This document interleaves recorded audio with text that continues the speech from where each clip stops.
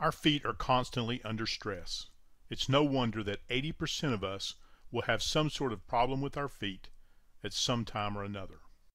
Many things affect the condition of our feet: activity level, occupation, other health conditions, and perhaps most importantly, shoes. Many of the problems that arise in the foot are directly related to shoes, so it is very important to choose shoes that are good for your feet. The foot is an incredibly complex mechanism. Over the next few minutes, I will try to highlight the structures that relate to conditions and surgical procedures of the foot. The important structures of the foot can be divided into several categories. These include bones and joints, ligaments and tendons, muscles, nerves, and blood vessels. The ankle joint is sometimes referred to as a mortise and tendon joint. The two bones of the lower leg, the large tibia and the smaller fibula, come together at the ankle joint to form a structure known as a mortise. One of the larger bones of the foot, the talus, forms the tendon of the ankle joint by fitting into the mortise formed by the tibia and fibula. The mortise and tendon structure is well known to carpenters and craftsmen who use this joint in the construction of everything from furniture to large buildings. The arrangement is very stable. The two bones that make up the back part of the foot, sometimes referred to as the hind foot, are the talus and the calcaneus or heel bone. The talus is connected to the calcaneus at the subtalar joint. The ankle joint allows the foot to bend up and down. The subtalar joint allows the foot to rock from side to side. The hind foot is connected to a set of 5 tarsal bones that work together as a group. These bones are unique in the way they fit together. There are multiple joints between the tarsal bones.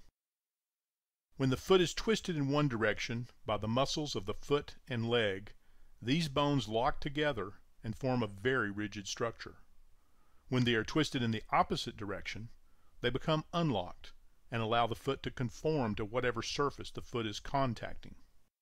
The tarsal bones are connected to 5 long bones of the foot, called the metatarsals. The connections between the tarsal bones and the metatarsal bones are fairly rigid, and not much movement occurs at the joints. Finally, there are the bones of the toes, the phalanges. The great toe, like the thumb, has only 2 phalanges. Each of the other 4 toes has 3 phalanges. The joints between each phalange are called the interphalangeal or IP joints. There is not a great deal of motion in the IP joints.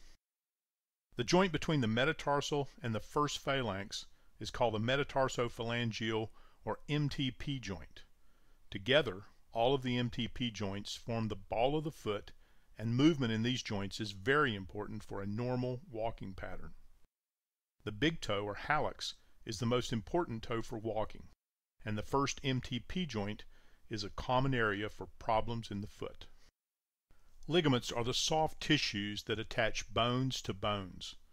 Tendons are soft tissue structures that attach muscles to bones. Both of these structures are made up of small fibers of a material called collagen. The collagen fibers are bundled together to form a rope-like structure. Ligaments and tendons come in many different sizes, and like rope are made up of many smaller fibers. The thicker the ligament or the tendon, the stronger the ligament or tendon is. The large Achilles tendon is the most important tendon for walking, running, and jumping. It attaches the calf muscles to the heel bone to allow us to raise up on our toes.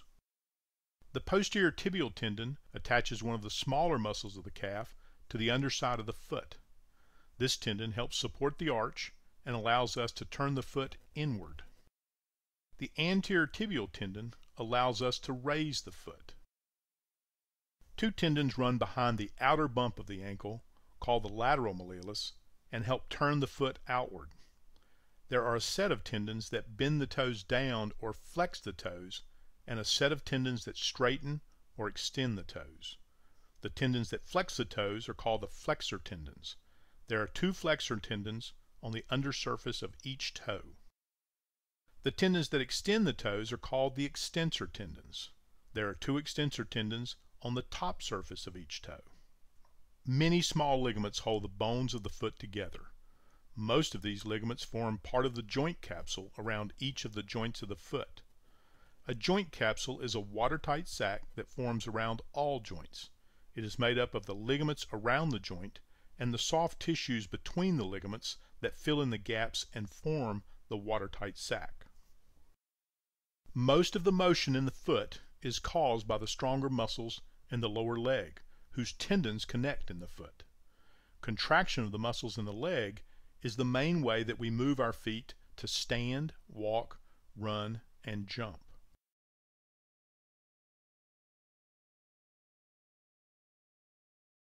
There are numerous small muscles in the foot. While these muscles are not nearly as important as the small muscles in the hand, they do affect the way that the toes work. Damage to some of these muscles can cause problems in the foot. Most of the muscles of the foot are arranged in layers on the sole of the foot, or the plantar surface.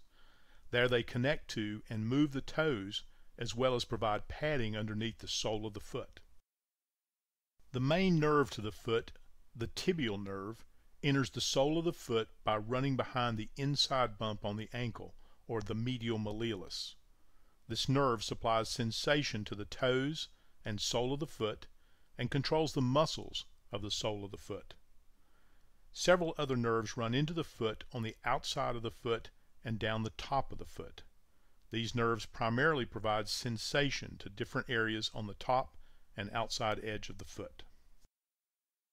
The main blood supply to the foot, the posterior tibial artery, runs right beside the nerve of the same name. This artery travels into the sole of the foot, where it forms an arch just behind the ball of the foot. A second artery, the dorsalis pedis, runs down the top of the foot. You can feel your pulse where this artery runs in the middle of the top of the foot. As you can see, the anatomy of the foot is very complex. When everything works together, the foot functions correctly and allows us to walk without pain. But when one part becomes damaged, it can affect the balance of the entire foot. Because we rely on our feet to carry our entire weight and walk across all types of surfaces, it is easy to see why a stable, painless foot is so important to our daily lives.